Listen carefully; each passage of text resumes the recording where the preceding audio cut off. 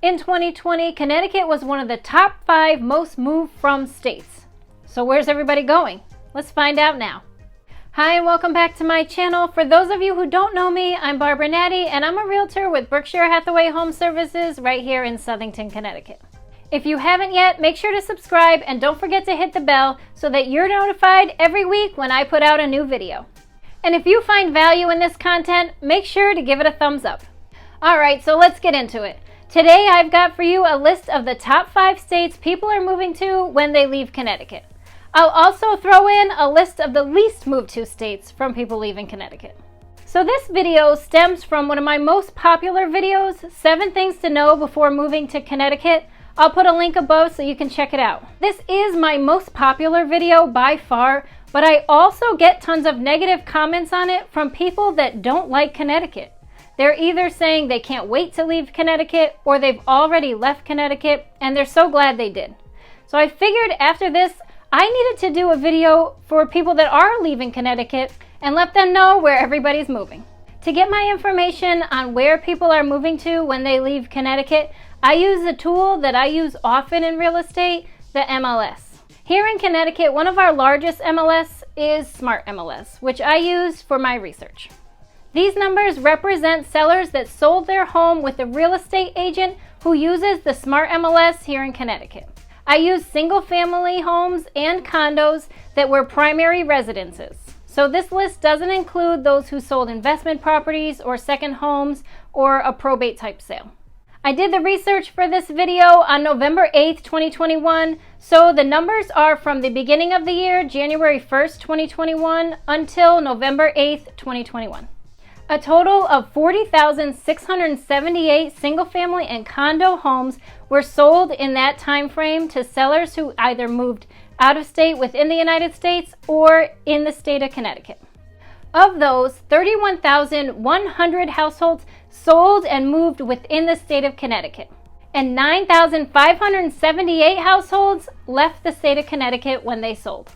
With the numbers in the MLS that I use for my research, that's 23.5% of sellers that chose to leave the state of Connecticut.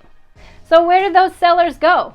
Let's first start off quickly with the least moved to states. Tied for 5th place of the least moved to states of people leaving Connecticut were Kansas and Mississippi, with only 12 households moving there. The 4th least moved to state was Wyoming, with 9 households selling in Connecticut and moving to Wyoming. 3rd place goes to Nebraska with 8. 2nd place goes to North Dakota with 5 households moving there from Connecticut. And 1st place goes to South Dakota with only 4 households moving there from Connecticut. Those last 2 definitely make sense to me. Connecticut can be cold in the winters, but I've heard North and South Dakota can be cold and get tons of snow. Alright, before I move on to the most moved to states from people leaving Connecticut, I want you to pause this video, go down to the comments, and leave a comment saying what your prediction is for 1st place. Did you do it? Alright, let's move on then. Number 5 of the most moved to place of people leaving Connecticut is South Carolina, with 512 households selling in Connecticut and moving there so far this year. I have had a few clients myself move down to South Carolina, and even my dad moved down there just before I started in real estate. This makes sense to me because according to bestplaces.net, the overall cost of living in South Carolina is much less than it is here in Connecticut. In fact, it's the lowest on my top 5 list. On their site, they have the national average or baseline listed at 100 points. Connecticut comes in at 107.8 points, and South Carolina is well below at 88.5. Home prices in South Carolina are also on average about $100,000 less than they are here in Connecticut, making purchasing a home much more affordable for somebody leaving Connecticut. Lastly, weather might play a role in someone wanting to move to South Carolina. After all, Connecticut averages 37 inches of snow a year, and South Carolina only averages 1 inch. The 4th most moved to state is North Carolina, with 624 households moving there so far this year. North Carolina is fairly central here on the East Coast, so for someone moving from Connecticut, depending on what part of the state you're moving from and to, it could be an 8 to 15 hour drive. It's also fairly close to popular vacation destinations down in Florida. This might be a great location for someone who likes to travel and who plans on making trips back up north. With an overall cost of living just slightly higher than South Carolina, coming in at 90.6, and an average of only 4 inches of snow per year, North Carolina might be a great option for someone that's looking for 4 seasons but doesn't want to shovel a lot of snow and wants a lower cost of living. Number 3, our neighbor, Massachusetts. So far this year, 861 households in Connecticut decided to pack up and move north to Massachusetts. To me, this one is kind of a no-brainer.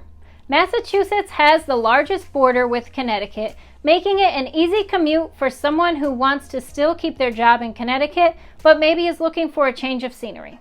Others might move to Massachusetts for a job change or possibly to be closer to friends and family. This might not be a great move for someone who's looking to save money. The overall cost of living in Massachusetts is 127.2 points. That's almost 20 points higher than the cost of living here in Connecticut. According to niche.com, or niche, however you say it, the average income in Massachusetts is slightly higher to kind of offset the more expensive cost of living, but it's not even $3,000 more than here in Connecticut.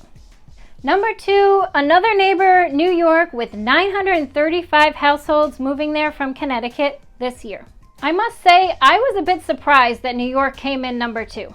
New York was one of only 3 states on the United Van Lines National Migration Survey to have more people leave it in 2020 than Connecticut.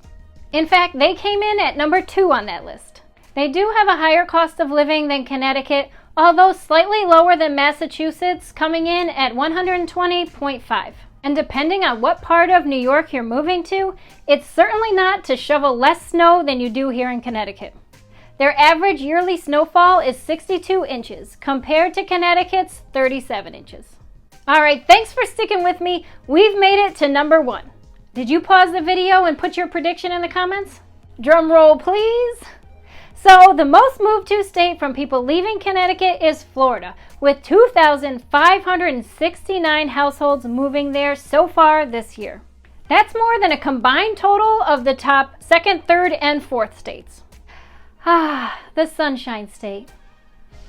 I've had several clients sell their home in Connecticut and move down to Florida. Some to retire to warmer weather, others just to be closer to family. Recently, I've also heard talks of people moving down to Florida due to politics. Although higher than South Carolina and North Carolina, and slightly higher than the national average, Florida still has a fairly low cost of living, coming in at 102.8, 5 points lower than Connecticut. But for sellers looking for warmer winters and no snow to shovel, Florida is a great option. Florida averages 0 inches of snow per year and has an average winter low temperature of a mild 49 degrees. Have you been thinking of moving out of Connecticut? I have tons of amazing referral agents from across the country who are happy to help you with your move. Don't go at it alone. Give me a call, shoot me a text, and I'll get you in contact with an amazing realtor wherever you're looking to move in the country. Also, make sure to check out my link in the description, 7 tips to a fast sale. This is a great reference for you whether you're moving across country or across town. I'm Barbara Natty with Berkshire Hathaway Home Services, and I'm happy to help you with any of your real estate needs. On your way out, don't forget to give this video a thumbs up, and if you haven't yet, make sure to subscribe. See you again next time.